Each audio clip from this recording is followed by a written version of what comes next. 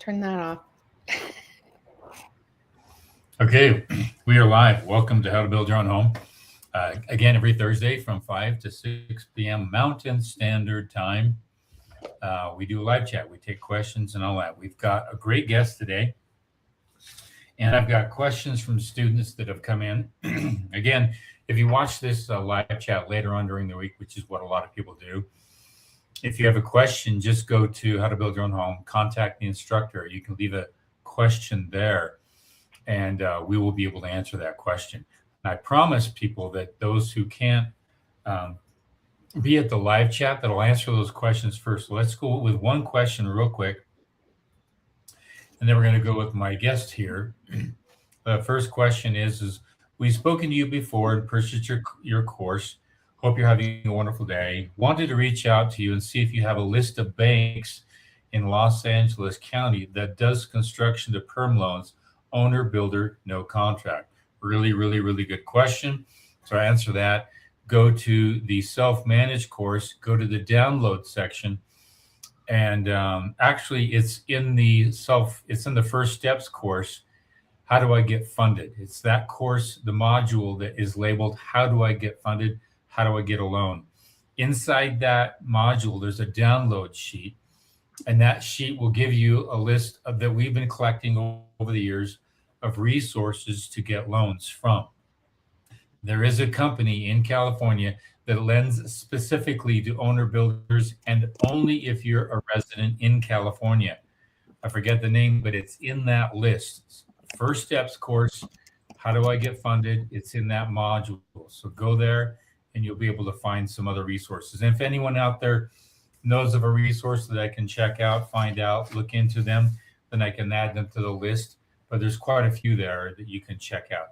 But I do believe there's some trying to work to be national lenders for owner builders. I know it's a hot topic, and there probably might be one of those down the road. But for now, they're regionally based. So check out those sources for lending. Okay. I might have another question if I can find it. I did print it up here. If I do, I can interrupt later on and do that. But we have a guest today. His name is James Truax, like a true axe. You're throwing an axe true and straight. And he's been in the solar, and now he's also in the water industry, where he talks about and helps people with better water, better health. And also, if you have any questions related to solar, this guy is the guy to ask those questions. So I'm going to turn some time over to James real quick here, and because he has some things he wants to go over, because water softening is not the thing you want to consider. You might want to consider something else, and he's going to introduce you to that, and then we'll take some questions afterwards. So go ahead, James, you got the floor. Well, thank you very much. Thanks, Keith. I appreciate being invited on here, and I'm really passionate about water for a number of reasons, primarily because it's going to become one of the scarcest and probably the most sought after commodity in the future. And I've been involved in solar for the last 13 or so years. I feel like it was filling a very important niche within the renewable community and sustaining, and also allowing us to move to a sustainable future. And I've really enjoyed solar, but I felt like as we're rolling into a time where all the resources are being controlled by other sources, that water might be even more important than energy or any other single resource that we could have out there. And as I started investigating water in general and water treatment, almost all of the water treatment is the same. It's pretty standard.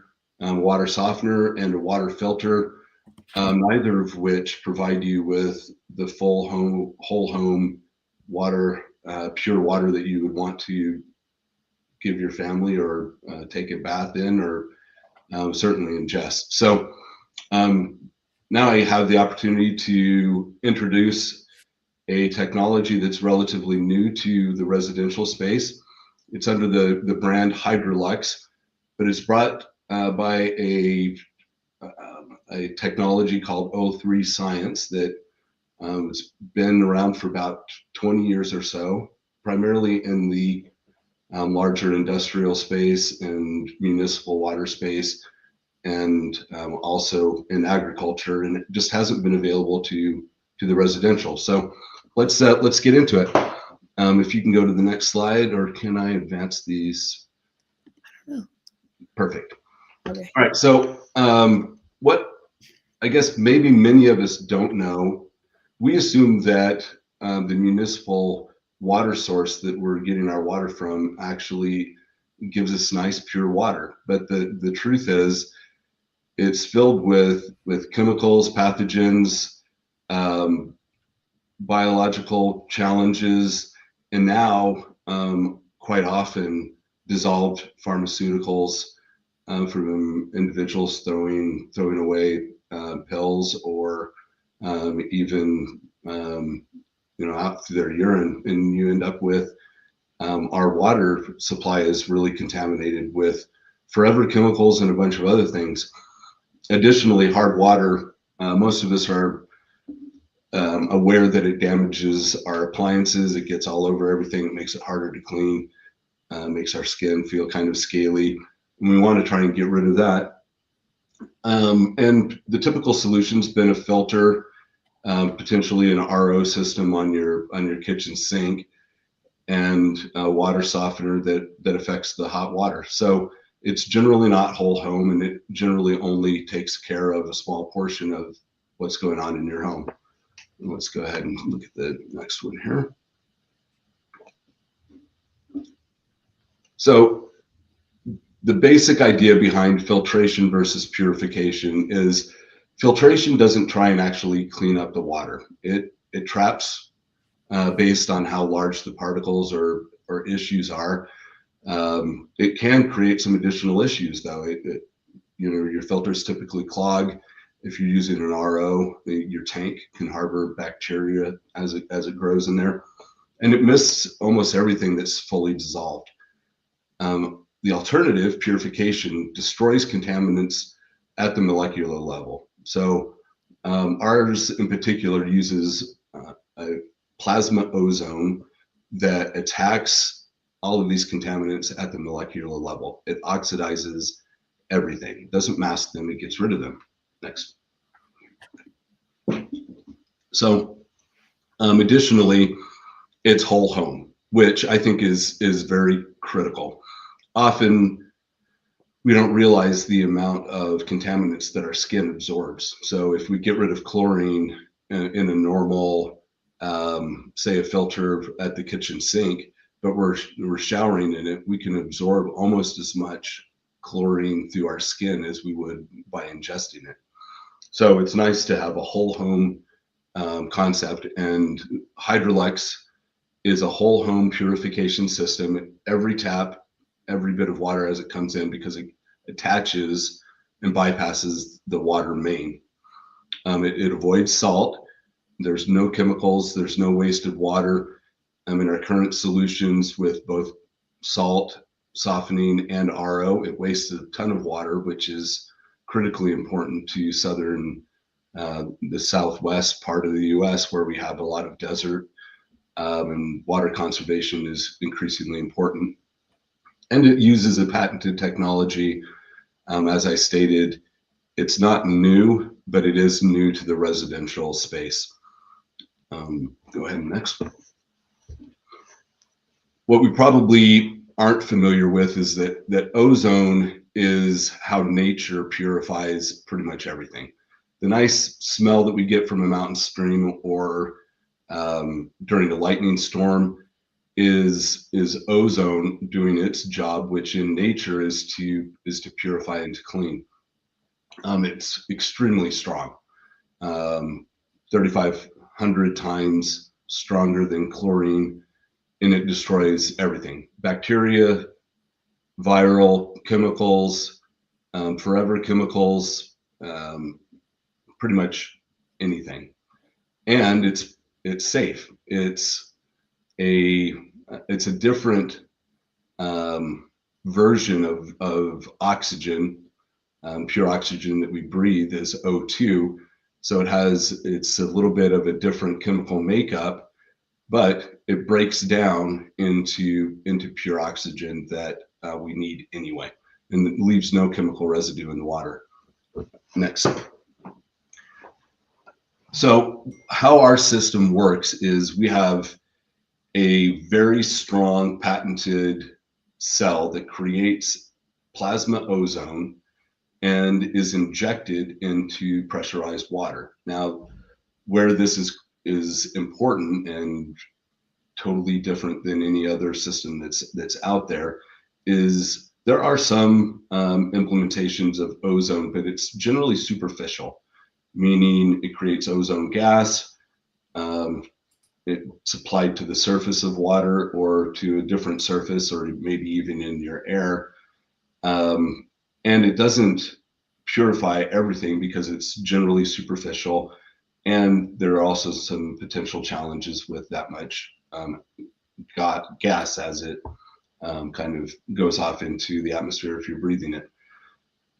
In this case, it's completely contained and is injected into the water stream, matching the water pressure of your system. So we use a compressor that injects the plasma ozone into the water stream at the same pressure as your incoming water. And what that does is it allows for a very large amount of ozone to mix with the water over an extended period of time until everything is cleaned. Everything is oxygenated, and then at the end we have a 5-micron carbon filter that gets rid of any of the oxidized material. So if you have something that's pretty large in your water, it will be made inert by the ozone, but it may still be kind of floating in your water more or less. So we want to get rid of that with our filter. And what it delivers to the faucet is a very hyper oxygenated, oxygen-rich water that is at the right pH balance, has all of the minerals intact, so you don't have to add electrolytes, and it tastes great, and it's completely pure. Next slide, please.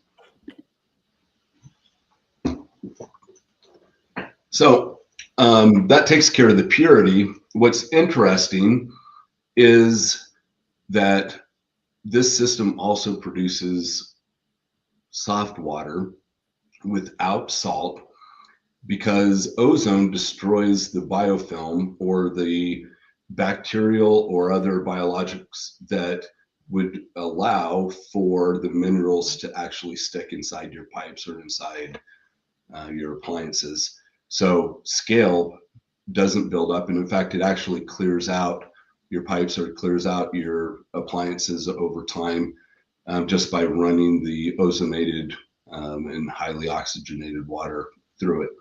So the system does not remove the minerals. It doesn't eliminate the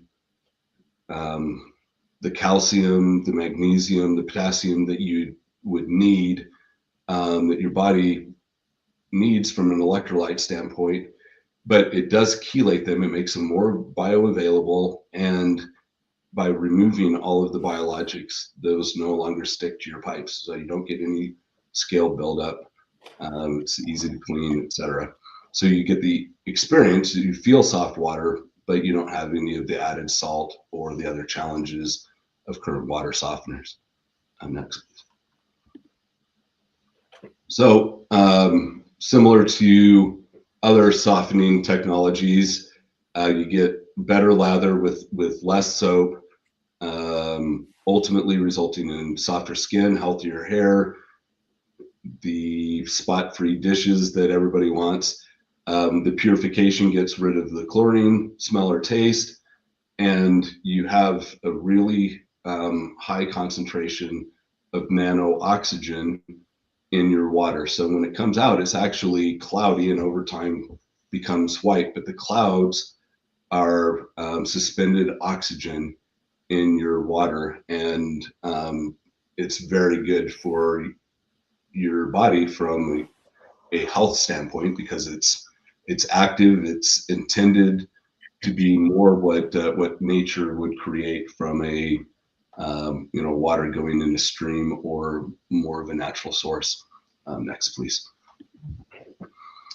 So I don't know how easy it is to see this, and we can provide this to individuals that are interested in getting a little bit more down into the Hydrolux system and what's currently available. But I think we've talked about most of these. What we haven't talked about is potentially the whys behind water waste and what's currently available. Reverse osmosis, by the way the technology works, there's a lot of wastewater created as it forces the water through smaller and smaller filtration. Inefficient systems could waste up to 5 gallons to produce 1 gallon. On average, it's about 3. So there's a lot of wastewater produced as you're creating drinkable RO. And with soft water, there's a certain amount of waste as well, as it cleans out the brine. And that salty waste product is also very toxic and not particularly good for the water system. Additionally, we talked about the pH of Hydrolux water because it leaves the minerals in there, and because of the oxygenation. What we didn't talk about is that reverse osmosis is generally very acidic. And I don't know, at my age, I notice if I go and pick up a water bottle from Walmart, and just the purified water bottle that they sell at the store, if I drink very much of that, I actually get heartburn. I will get the same from a reverse osmosis system because that water is actually at an acidic pH. So this gives a nice side by side on why ozone technology and purification is really a significantly better option than what's available right now. And additionally, I did put down at the bottom, one Hydrolux system treats the whole home, and it replaces any of the multiple devices that you would typically have, both your water softener and reverse osmosis, as well as any additional filtration. So the one single system replaces everything and covers the whole home. Next, please. A couple of added benefits, I think, from an ongoing sustainability and cost standpoint. Hydrolux has a limited lifetime warranty. The machine itself lasts for a lifetime, is intended to last for a lifetime. There are a couple of consumables, relatively inexpensive. One is the cell that produces the plasma ozone. Depending on the use in your home, it could last 3-5 years, somewhere in that, maybe 10. And the carbon filter at the end would need to be replaced annually or every couple of years. But other than that, it's stainless steel, no plastics, intended also to not have any microplastics or any problems with seeping other things into your water supply. So it's all stainless steel, intended to last for your entire home life, and no salt, no filters to replace, very minimal maintenance as we just described, and additionally you get all of the benefits of extending the lifespan of your appliances, reducing energy, reducing the amount of soap that you would need, as well as no toxic discharge from the salt systems or from the RO. So good for the environment, good for the water systems overall, and intended to lower costs and the pain of getting a bunch of salt bags and all of that good stuff. Next slide, please. We talked about this just briefly. This technology has been available over 15 years in agriculture, in commercial and municipal water plants, and industrial slaughterhouses, farming, etc. NASA uses it. A number of municipalities use it on large scale. It has been pretty expensive and pretty, takes up a lot of space. But one of the things that is different about what Hydrolux has been able to do through their patented implementation is actually reduce that in scale and in cost so that it can be taken to the residential home space. Next, please. So just kind of in summary, Hydrolux purifies instead of filters. It prevents the scaling by actually taking care of what causes the buildup without killing off or removing the minerals. It improves health. The healthiness of the water is improved overall, and one system replaces a variety of water treatment products that are out there right now. So it's intended to be a complete replacement for how you look and treat water currently. Next slide. So this kind of will give you an idea of the scale of the system. So try and ignore that model over there, but it's about the size of a mini fridge, maybe a little bit wider, but not much. And it replaces your water softener, multi-stage filters, and the RO, including the storage tank, which if you're attempting to do much of your home, obviously becomes very large, and this is a much smaller footprint. And very simple to install. It attaches to the main coming into your home. You can kind of make it out on the as you're looking at it, the left-hand side. There's a water intake and water coming out with a bypass, and the water main coming into your home is intended to go right through the box, come out, and it takes care of the whole entire home with a very simple install, as long as you have access to that water pipe. So that's everything that I have from an introductory standpoint.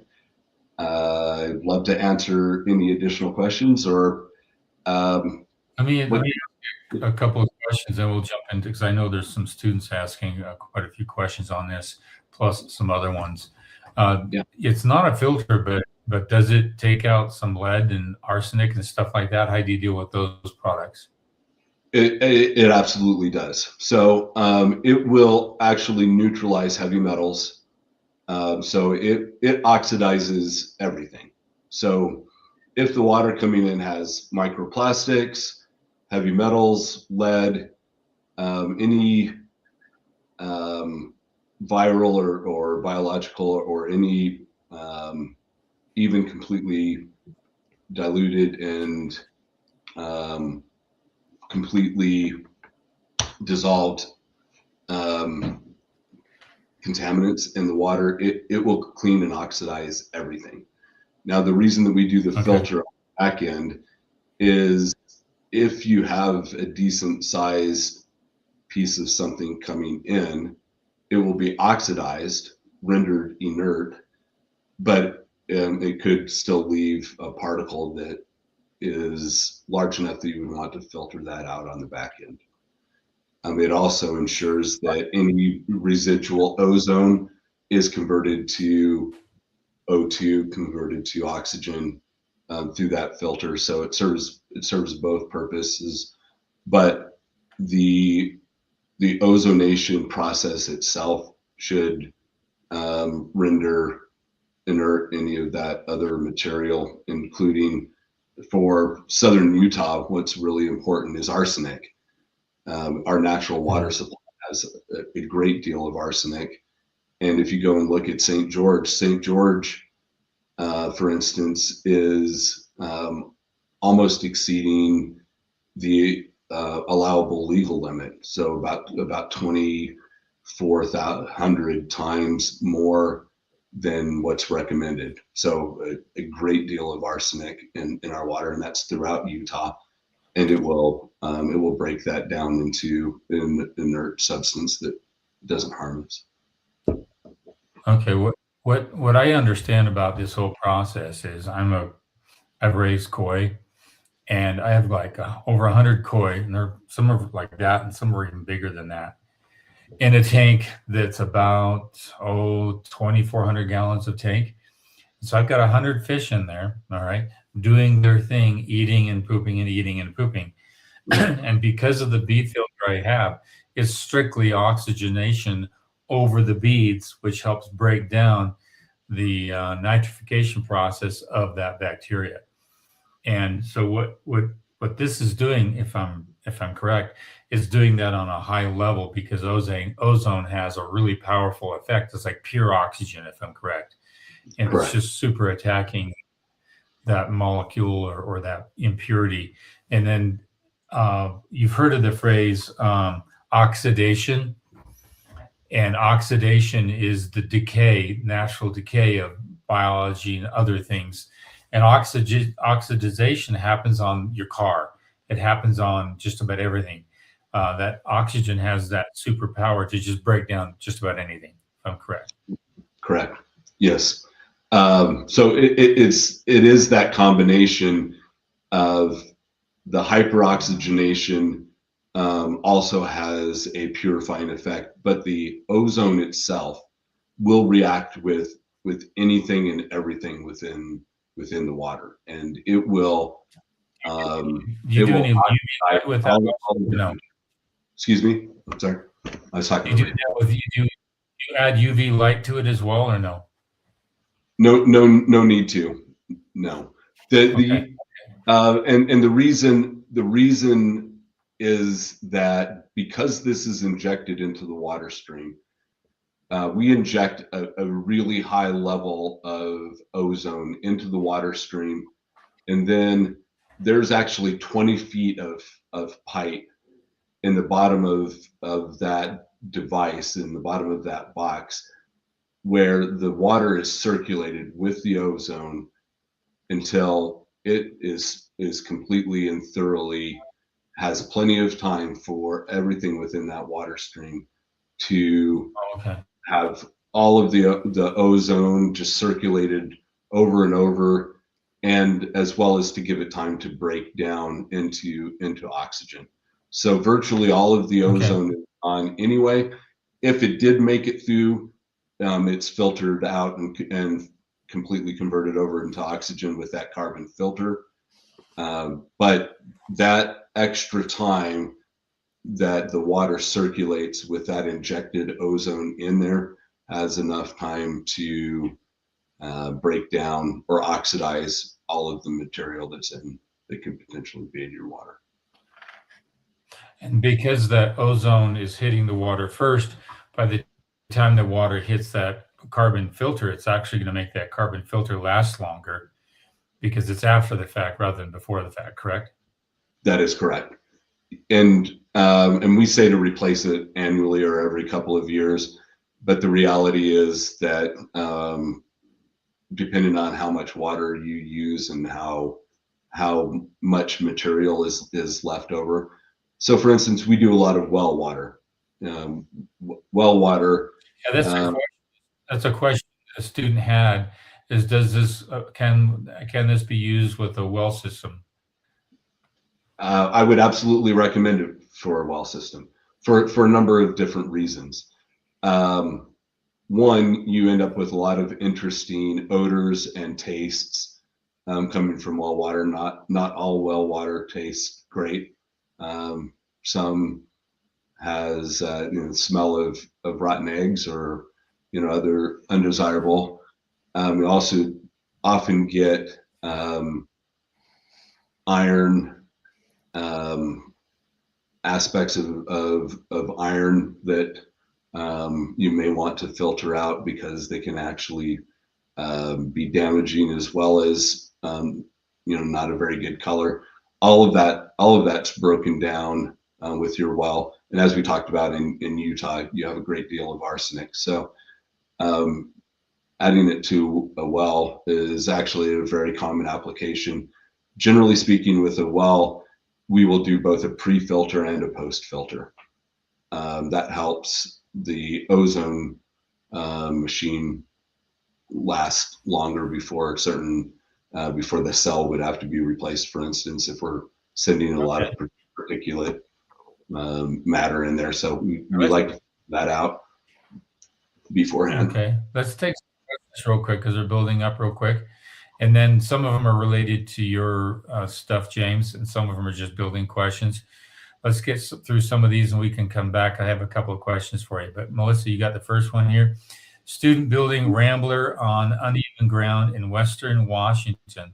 Subs recommend hanging joists below top of stem wall to keep living area level with the garage for ADA. Your thoughts? I actually like that because you're going to actually control your insulation factor on top of all that. If you have that stem wall or the joists on top of it, then you have to increase you're going to have more of a colder climate to that. But keep in mind, you're going to reduce your head height inside that, inside the basement there. So you may have to have your garage, or not your garage, but your basement go up another foot or so. But I like that. It's called top chord bare. And when you have a truss system and you put it top chord bare, meaning it's actually sitting inside. I love that model. It helps with elevation, helps you avoid steps on a home, which I'm a big fan of. And I've talked about that a lot. So it's a good decision. It's a good call. Okay, next question. This is from, if I can read it, and Remagat. Andrea. Something like that. Okay. I emailed a question as well. I got to get this a little closer to me. There we go. I emailed a question as well. What should I do? Cost plus or fixed cost? My company acts as a GC, so I am over the job. And when I'm getting subs, they say they can do the whole job and split. Is it cost plus for each subcontractor or a fixed price? Most subcontractors are basically a fixed price. Some might go cost plus, but that's kind of unsettling for a subcontractor because you don't know what the plus is. That could be, for me, a cost plus builder is I would charge a certain percentage on all the costs that come in. But as a subcontractor, it's unsettling because you don't want to go that route. They would say cost, but then their labor is a plus that you don't know what that could be. And so it's a blind spot. But it's not a blind spot if it's the GC, but it is a blind spot if it's a subcontractor. I would go with the fixed cost on a subcontractor. And if there's any hit, and they should have exclusions and inclusions. I don't do hammering out. I don't do this, and I don't jackhammer. Stuff like that, they would exclude those things, which is natural. But I've seen subcontractors go with cost plus, and it's dangerous. You kind of want to watch out for that because they can milk the clock, and that's just part of the clock, the part of the plus. It's not something you want to do with. But for a general contractor, cost plus is really the most ideal to go. And then your company acting as a GC, that's really smart. So this is second part to that question. That you a lot. Let's say it will not let you type a lot of one time. They want to split the sale half with me. I don't like that. What do you think? Yeah. Don't do that. Just get their fee and you do cost plus to the buyer. Yeah, this is if you're doing a spec home and then you're trying to split the profits with a bunch of subcontractors.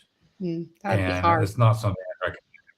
Yeah, it's really hard because just don't go there. It's too complicated, and the contracting and draft for that is really hard to do as well. Okay, good question though. Stay with the fixed price. Next Did question. we already answer this? Did we already answer this one? No. Pros and cons of whole house? I'll let James answer this question. Yes. He can read it. Whole house filtration is a much better option than the standard separation, and certainly versus under the counter. Here are the challenges with I guess each option, and also versus what we were just talking about with purification. Filtration rarely, other than reverse osmosis, will get rid of dissolved contaminants. If they're fully dissolved, filtration will struggle unless it's all the way down to the RO level. And if it uses reverse osmosis, then you have two challenges. When you're talking about whole home, you're now talking about a huge amount of water waste, because now you're doing, say, a 90-gallon tank instead of a 5-gallon tank or a 3-gallon tank under your counter. You're using a very large amount. I also am not a big fan because post shower or large amount of water use, it takes a very significant amount of time to refill that reverse osmosis tank. And if you ever go on vacation, the tank is building bacteria. So you've removed the chlorine that would protect your municipal water from growing bacteria. You're storing it in a tank. You go on vacation for 2 weeks, and that tank is brewing bacterial nasties while you're gone. So I'm not a big fan of whole home reverse osmosis. It's very expensive, both when you install it and ongoing use. And for the reasons that I just described, it wastes a lot of water. So if you were going to go with RO, I would definitely recommend under the counter. However, I think water purification is a vastly superior option for any type of whole home filtration. And what I've noticed too thanks. is that appliances last longer and everything like that. Here's another one. What's a cost for like a 3,500 square foot 4-bedroom? Are we talking about? I think that's on your side. No, she's been asking questions about the water stop. There's a couple people asking, like, what is the cost of a system for? What's the general cost? So it certainly would depend on water usage, but almost all homes are going to fit within our standard footprint. The system retails for $14,995. There are a number of incentives right now. We've teamed up with a group that does buyback of your current system. It's a group that's interested in conserving water. So water conservation will buy back your current system, and there's some additional incentives they could knock off some additional. It's certainly not the least expensive option out there, but it's by far the most effective, and it's a similar price point to all of the whole home options. Okay. Whole home options are unfortunately pricey. So also, like, does it affect the water pressure? Not at all. It's designed to work on a 3/4 inch pipe or 1 inch pipe or even a 2 inch pipe. So our standard box comes with 1 inch piping and does not affect water pressure at all. It does not increase water pressure though either. So the second part of that, where it asks if it maintains what is coming in, yes, it does not change water pressure at all. We adjust the compressor to match the amount of pressure that the home already has. And then another one she asked, can you get the filtration system in North Carolina? She's on a well and a septic. Yes, we actually have a team in North Carolina. We can absolutely help. Okay. I'm just checking. As a side note, in certain areas, it's actually illegal or against city allowances to put a water softener on a septic system. It will ruin the bacteria that allows your septic to actually work. You should not discharge a salt system into your septic. And a lot of places that have that require you to actually mitigate the what you would dump from your RO or from your salt system before it goes out. So this is one of the few systems that will work on a septic and is actually good for a septic as well as a well. And then somebody else was asking, they're thinking of installing a whole home 3-stage system, not a softener. Should I not do that? 3-stage system is better than nothing. Still not as good as purification for the reasons that we talked about above. Ultimately, an RO system, for instance, is just essentially a 5-stage system. The 3-stage system is going to get ever decreasingly small in the size micron filter of what we're eliminating from the water. But if we go all the way down to the super small of an RO system, again, you're wasting a lot of water and it takes a lot of time to fill up your storage tank, which can then get bacteria, or you're using not so small of filters so that it can go through the whole home. And the 3-stage is going to eliminate the big stuff. It will not eliminate anything that's dissolved, and potentially anything that's as small as whatever your last filter. So again, dissolved pharmaceuticals, small viruses, that type of thing are going to get through a 3-stage filter, and they would not with a purification system. Okay, next one. Yeah, Andrea, she said she had another question. You answered hers at the first, but she had another one, but I'm not sure if she put it in the chat. So it was in the email. I didn't, let me see here. You didn't print it off. Yeah, I don't know where. Yeah, I looked for that one. I couldn't. Okay, I'm hoping she'll chat back in there. Okay. And the filtration system can be put in at any time. It doesn't have to be put in right at the beginning with plumbing and building. The filtration or purification. If you're talking about the Hydrolux system, anytime that we can get to the water main, it can be installed. It's a very simple install. Okay. From a plumbing standpoint, all it is a bypass of the water main, run it through the box and back into the water main. So very simple install. Obviously, you have everything available when you're building, so you can maybe hide the box or place it somewhere. You would have more options there, but it's generally a very easy install and it's relatively small footprint. And it probably Okay, fits I in found where that they could put a softener in. Yes. Okay. Okay, I found that question from Andrea. Did you find I it? hope all this. Yeah, I found it here. These are questions the insurance company is asking me.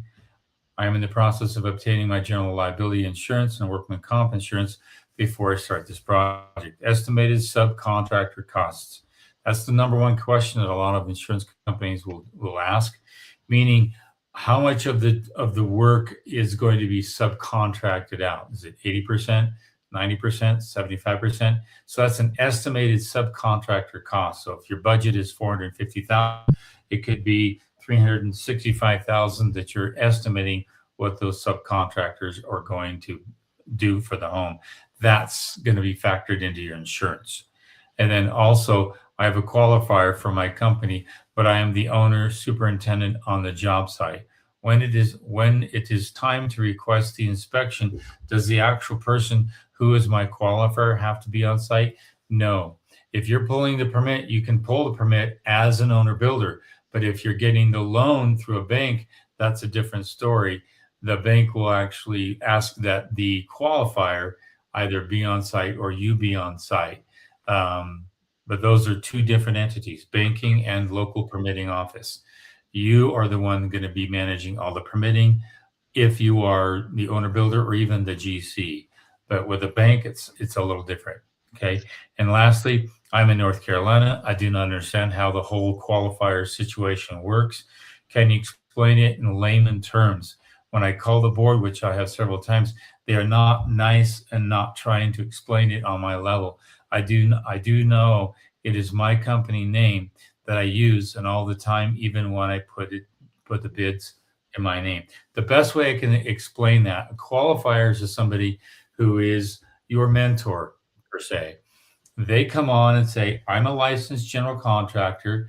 I will help qualify this person to eventually be a general contractor. And some states, in order to make that a just situation, require that the qualifier own 20%, 15%, or some amount of that person's business. When I first became a GC, my qualifier had to own 20% of my company. We had a good agreement. He says, Keith, I'm not going to hold you to it. Just put it on paper, give it to the state. They'll be okay.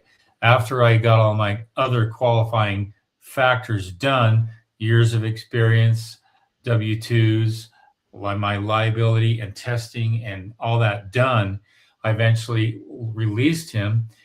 He signed a quick release of any ownership of my company, and that was on my own. So they are qualifiers, meaning they're helping you become a fully qualified general contractor. So I hope that answers your question for you. So that was from Andrea. I'm glad. Thank you, honey, for reminding me. I did find her email and I answered her questions for her. Let's go to the next one here. That's all we have right now. Okay. I have another question for James.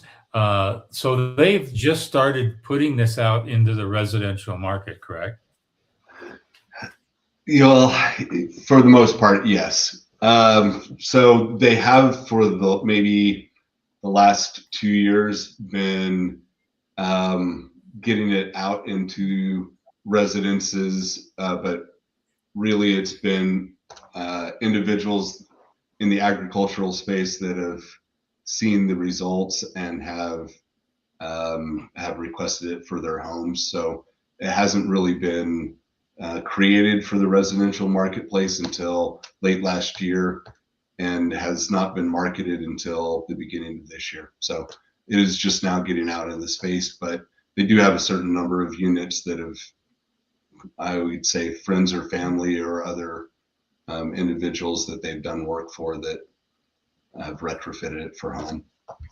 I wonder how this would work with aquaculture and even hydroponics, because a lot of that use is really gets filled up with toxins pretty quick. And I can tell you, I guess, really briefly. We are right now doing some work for the state water board, and they have requested some of the results of our hydroponics and also just large scale agricultural.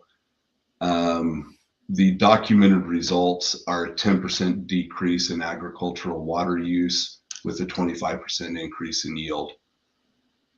From a hydroponic standpoint, we've been able to produce from a a 40-foot container that's set up with lighting and automatic rotation of the trays. They yield about 55 acres worth of production out of a 40-foot container retrofitted with ozone. So Okay. No, results I pretty appreciate dramatic. So I would suspect that this technology, if it got going, and it started getting into more and more homes, the technology would typically improve or get tweaked here and there, but the economy of scale would kick in. So I would suspect that the price of these units could actually drop. I've seen that happen a lot, especially with new technology. Do you see that happening in the near year or two? I certainly hope so. I hope it get. My expectation and my hope is that it gets mass adoption. In an overall comparison, if I haven't been clear enough, this is a game-changing technology that should absolutely render the other methods obsolete, both from a water waste standpoint and what it does for our water systems, but also from our overall health standpoint, the improvement in water quality should pretty much eliminate the need and the desire to use any of the other current residential water treatment methods. And I hope as it gets that kind of recognition that the costs go down dramatically and that there's wholesale adoption of the technology. That's my expectation. Okay. Oh, we Have need a to visit again in a Oh, year. That'd be great. Let's take some other questions here. so this one's Keith, good. I need to. I've already read it, so I'll read it out. Hi, Keith. I need to have someone check in my attic to see if any insulation has fallen down into the eaves area where the baffles are. Who would I call to do this? Not HVAC. I called, not a roofer. You can call a home inspection person to see if they'll do that. But I doubt that if any insulation has fallen back in there, unless for some reason your attic is not getting any ventilation. So if you feel like your attic is not getting any ventilation, then it's possible. But that would have to be on all of the baffles. Even if one or two baffles are working, that should be sufficient ventilation up into the attic. But they would need a camera because that baffle is almost 4 feet long. And so you'd have to get a camera down there just to look all the way down the baffle just to see if there's nothing stuck in there. But a home inspector could be able to do that for you. Mm-hmm. Somebody with a camera. Yeah, Okay. they have a FLIR camera that can see where the spots are. Here's one more for James. There you go. I'll let James read that one. James, you mentioned commercial and industrial use. Is it possible to use this system on an entire town water system that is having problems with contamination and going through EPA mandated chlorination? Yes, in fact, we are filling some RFPs right now for entire municipalities, and not only is it possible, but it actually is in use by a few municipalities already, and I think it's a significantly better option than mandated chlorination. And as recycled water becomes more and more of a thing, so toilet to tap, if you're familiar with that, California is using it. A lot of Utah has now allowed it and approved it. I would highly recommend ozonation as a treatment because the other options do not eliminate things like dissolved pharmaceuticals. So you have the drugs, you also have hormones, neither of which do standard water treatment things eliminate. So as you're recycling water, you have all of the dangers associated with recycled pharmaceuticals that are not currently being tested or measured for in your water. Okay. All right. Let's, any other questions here? Oh, just Brady says he's going to pass it along to his town in Wyoming. That would be cool. I would love to take care of it, Ray. Yeah, that would be awesome. It could even help with gray water reclamation. And black water is a different story, but it can still do both of them. But there's more water conservation with gray water reclamation than black water. If people don't know the difference, gray water is the soap in your sink, all that kind of stuff. Black water is from the toilets. Okay, and so it would be nice if homes were plumbed separately for each. And there's a lot of movement to push for that. And there's some developments that have actually gone that route. One of the biggest issues if you're in a flatter area like Mississippi, some flats of Texas, and the panhandle of Florida, your water table is so high that there's a lot of split in that conservation. Gray water is piped in one direction and black water is pumped in another direction because they can reclaim one easier than they can reclaim the other one. So just something to think about. Let's go with another question here. No, that's it.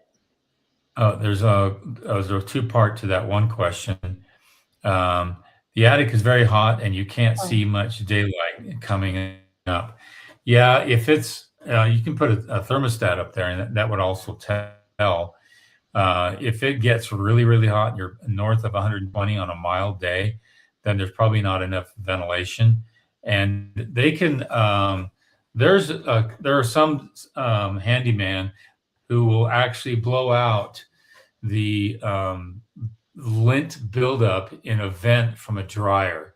Well, they could probably blow these out the same. They stick that down and it blows out any buildup of insulation that might get inside the bats. So again, a handyman should be able to help you out with that. Just check with them and find out. Okay. And then how many trays do you need for the foundation? Really, really good question. 2 typically, but it can be upwards of 5 or 6 depending upon the complexity of the build. Typically your excavator and your concrete subcontractor. And then if you're doing a basement, that's a basement wall. Keep in mind that concrete is typically broken up into 2 to 3 different trades. Most people don't know this. So a concrete subcontractor who does walls only, basement walls, that's all they do. They don't do flat work, basements, foundations, slab on grade. They may do a stem wall, but very rarely. Mostly it's just basement walls. Then a foundation subcontractor, they'll do the footings, and then the wall subcontractor will come put their walls on it and pour their walls on it. So again, depending upon the design of the home, it could be 2 different contractors on the concrete side and then 1 excavator to do all the dirt work and whatnot. Again, if it's slab on grade, then it's typically one subcontractor for concrete and 1 for excavation. Again, it's based upon the design of the home. Really, really good question though. Mm-hmm. Okay. Any others here? Okay. Just in time. That's it. Okay. Wow, we got that just in time. Hey, I wanted to thank James for being here today. That's really, really good technology. We'll do a nice thumbnail on it. If you want to check his information, check out the link below. I always love taking on new technology, and sometimes it doesn't work. I did a video. It goes out next week on a new product that's supposed to seal the foundation. It's great for the application it was designed for, not that great for the application I wanted to use it for. But nonetheless, new technology is really, really powerful. And when you run into something that just benefits your home for a long period of time, it's something that makes you stop and think. And I think this Hydrolox is a technology, and I'm very familiar with oxygenation and how it keeps fish alive. And I think this is because it keeps the water clear. And I've seen how powerful oxygen can be. Here it's just on steroids, basically, is what it's all about. So anyway, I wanted to thank James. We're going to be back here next Thursday from 5 to 6 p.m. Mountain Standard Time every week.